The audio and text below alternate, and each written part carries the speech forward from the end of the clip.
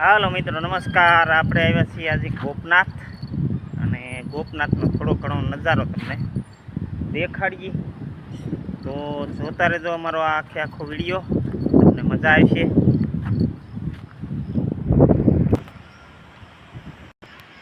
આ છે મિત્રો ગોપનાથની ગૌશાળા।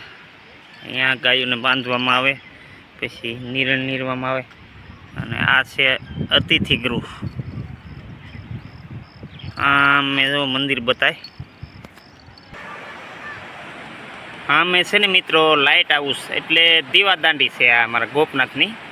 આ દીવાદાંડી છે ને રાતે આની અંદર ઉપર લાઇટ થતી હોય, એટલે સમુદ્રની અંદર જે આગબોટોને એવું બધું આવતું હોય ને એને કાંઠાનું અંતરનો ખ્યાલ રહે, એટલા માટે આ કિનારા ઉપર દીવાદાંડી લગાવવામાં આવે છે।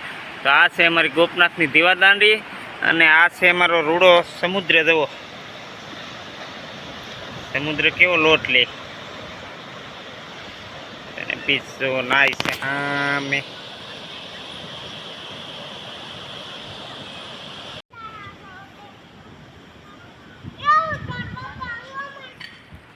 હાલો મિત્રો આ છે અતિથિ ગૃહ ગોપનાથનું। આ મિત્રો લગધીરસિંહ બાપુનું પૂતળું છે, લગધીરસિંહ વાજા રાઠોડ, અને જેમણે 1400ની સાલમાં ગોપનાથની જગ્યાની અંદર 1300 વીઘા જમીન દાનમાં આપેલી। અહીંયા મિત્રો શિલાલેખ પણ મોજૂદ છે, આપણે હમણાં તમને બતાવીએ, તમે જોતા રહેજો અમારો વિડીયો।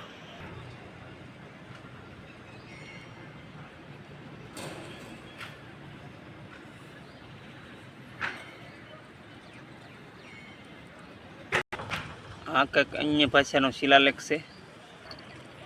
અહીંથી મિત્રો આપણે પ્રવેશ કરવાનો છે ગોપનાથ મંદિરના કમ્પાઉન્ડમાં, અને અહીંયા ટ્રસ્ટ છે, એક મહંત ટ્રસ્ટ અને બ્રહ્મચારી ટ્રસ્ટ। તો અહીંયા સામું પહેલાં કાર્યાલય બતાવીને બ્રહ્મચારી ટ્રસ્ટનું છે, એટલે અહીંયા આપણે ઘણીવાર આવતા હોઈએ એટલે। અને આ છે ભોજનાલય, અહીંયા યાત્રાળુઓને ભોજન કરાવવામાં આવતું હોય છે। અહીંયા તરતો પથ્થર એક જોવા મળે છે, રામ નામનો પથ્થર તરે છે સામે। અહીંયા કબૂતરને સૈણ નાખેલી છે, પણ અત્યારે કબૂતરો જો બેઠા સામે। અને આ સામું છે ને એ સત્સંગ હોલ છે મિત્રો, આવ સમુદ્રના કાંઠા ઉપર અને મંદિરની સામે। જુઓ મિત્રો આ સત્સંગ હોલ છે, અને આખો તમને બતાવું આ મોટા ગોપનાથ। અને અહીંયા અમારા બ્રહ્મચારી ટ્રસ્ટમાં ગાદીપતિ તરીકે અમારા સીતારામ બાપુ જાળિયાવાળા છે। હાલ અધેવાડા એમનો આશ્રમ છે ભાવનગરની બાજુમાં, અને અહીંયા જ્યારે મિટિંગો કે એવું હોય ને ગોપનાથની, ત્યારે અમારા સીતારામ બાપુ અહીંયા આવે છે અને અમારે દર્શન થાય છે, આશીર્વાદ આપે છે। અને એનો બ્રહ્મચારી ટ્રસ્ટનો વહીવટ સરસ મજાનો ચાલે છે, અને સીતારામ બાપુ એમના ગાદીપતિ છે। જો અમારો આ વિશાળ બીચ છે ગોપનાથનો દરિયાઈ બીચ, આમે દીવાદાંડી બતાય, અને આ દુકાનો પણ સમુદ્રની અંદર હોય છે, માંડવા રાખેલા, જો આ રીતે દુકાનો હોય। દરિયાદેવ કિનારા ઉપર આવતા હોય એવું લાગે છે। અને હા મેં છે ને અલંગ બાજુનો આ કેમેરો માર્યો, પણ અલંગ અહીંયા મિત્રો દેખાતું નથી, અત્યારે ધૂંધળું વાતાવરણ છે એટલે નહીં બતાય। પછી આ મેન ગેટ છે દરિયા બાજુનો ગોપનાથનો, અને અહીંયા એક પીપળો છે, જ્યાં એ પીપળે પાણી નામવાનું હોય છે, આપણે પિતૃઓને પાણી પાયું એમ કહેવાય। અને અત્યારે તો યાત્રાળુઓ અને બધા પાણી નામે પ્રદક્ષિણા ફરે, આવું બધું હોય છે અહીંયા।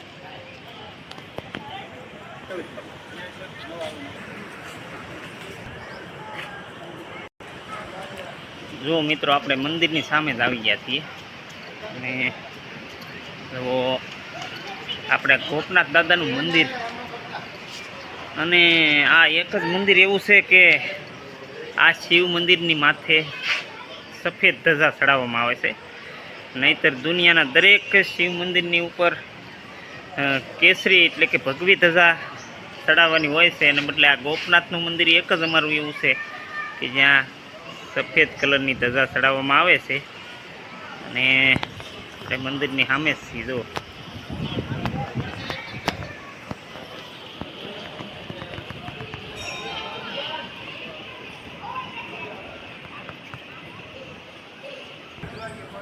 જુઓ કબૂતર બેઠા છે.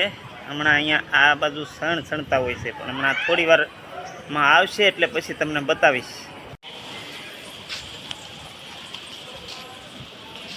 જો મિત્રો કબૂતરો આવી ગયા છે આપણે ગોપનાથના પટાંગણની માલિકા.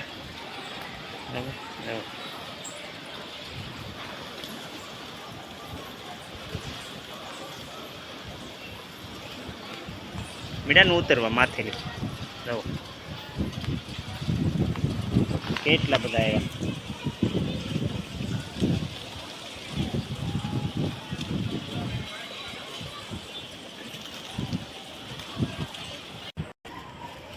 આ મિત્રો નરસિંહ મહેતાની મૂર્તિ છે. અહીંયા મંદિરની સામે જ બેસાડેલી છે. અને આ મૂર્તિ બેસાડવાનું તો એક જ કારણ કે અહીંયા નરસિંહ મહેતાએ ભગવાન શ્રી કૃષ્ણની રાસલીલા જોયેલી. અને જ્યારે ભગવાનની રાસલીલા નરસિંહ મહેતા જોતા હતા રાતના સમયે, ત્યારે મશાલ રાખેલી હતી તેમને એના હાથમાં. અને એ મશાલ પકડીને કૃષ્ણ ભગવાનની રાસલીલા જોતા હતા. અને એને એ રાસલીલા જોવામાં કૃષ્ણમય બની ગયા ને તલ્લીન થઈ ગયા કે એને એ મશાલ સળગતી એનો હાથ અડધો હળગી ગયો તોય એને ખ્યાલ નહોતો રહો. એ જગ્યા અમારે ગોપનાથ, અને ગોપનાથ ગોપીઓના નાથ એની ઉપરથી કદાચ પડેલું હોવું જોઈએ. તો જો આ સરસ મજાની મૂર્તિ નરસિંહ મહેતાની આ મંદિરની સામે બેસાડેલી છે. અને આ છે મારું મંદિર. હવે આપણે મંદિરમાં દર્શન કરવા માટે જઈ. ભગવાન ભોળાનાથનું મંદિર છે અને સાથે સાથે બીજા પણ મંદિર છે, એના પણ હવે દર્શન કરાવી.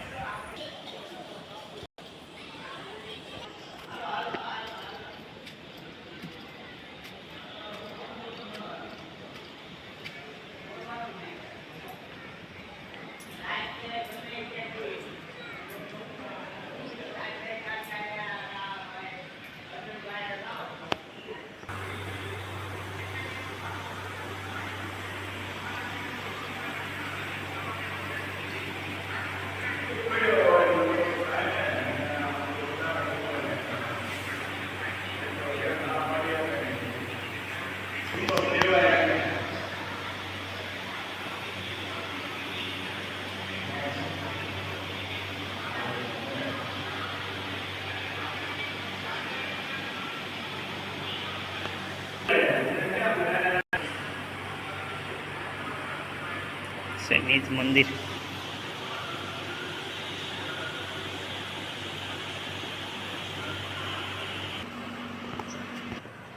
આમે છે ને એ મિત્રો છે ને એ મહંત ટ્રસ્ટ એટલે સરકારી ટ્રસ્ટ છે, એની જે આ ઓફિસ બતાવી છે એ જગ્યા. અને ત્યાં પણ આપણે ઘણીવાર જઈએ છીએ.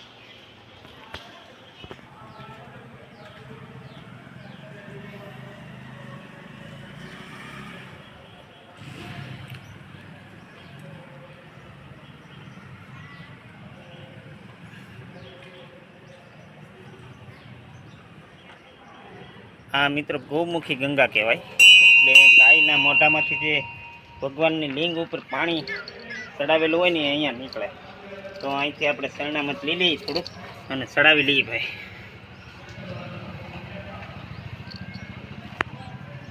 હવે આપણે અહીંયા સુધી અડધી પ્રદક્ષિણા ફરીને પાછા આપણે મંદિરની પ્રદક્ષિણા ફરીએ.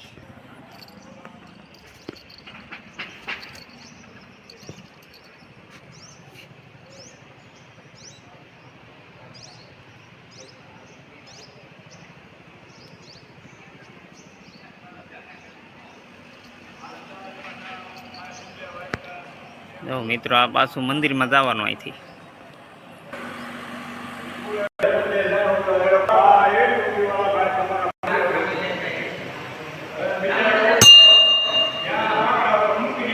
આપણે પાછા ગૌમુખી આવી ગયા અને પ્રદક્ષિણા આપણી પૂરી થઈ જાય તો પાછું આપણે શરણામત લઈ લઈએ.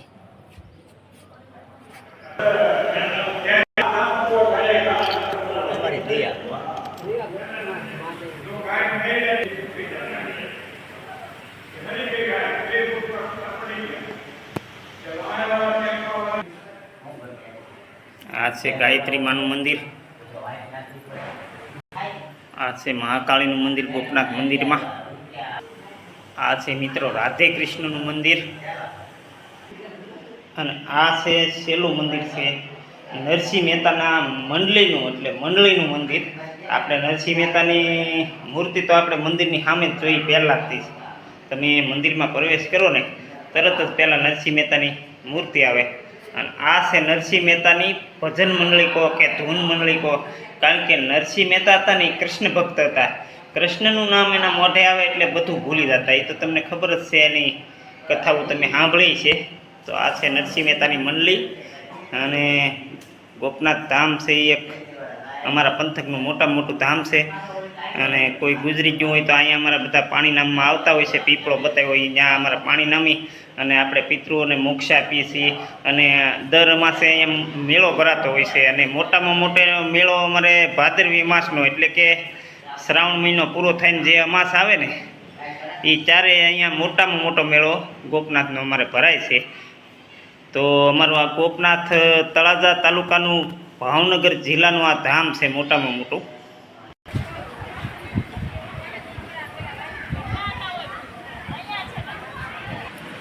તો મિત્રો આવું છે કાંઈક અમારું ગોપનાથ ધામ. અને અહીંયા અશુક યાત્રા કરવા માટે આવજો.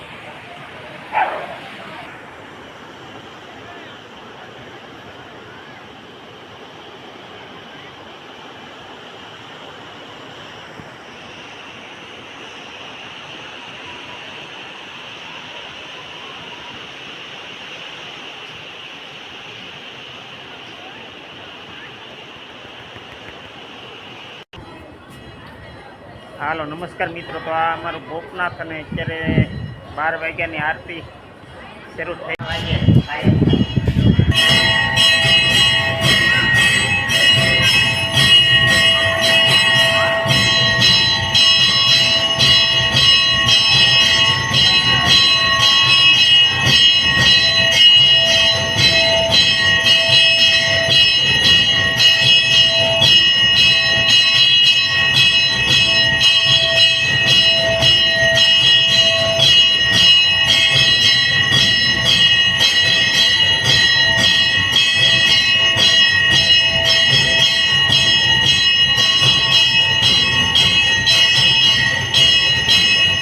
હાલો નમસ્કાર મિત્રો. તો આ અમારું ગોપનાથ અને અત્યારે 12 વાગ્યાની આરતી શરૂ થઈ ગઈ છે. અને હવે આપણે અહીંયા આપણો વિડીયો પૂરો કરીએ. તમને અમારો વિડીયો ગમ્યો હોય તો લાઈક કરજો, અમારો વિડીયો શેર કરજો અને સરસ મજાની કોમેન્ટ કરજો.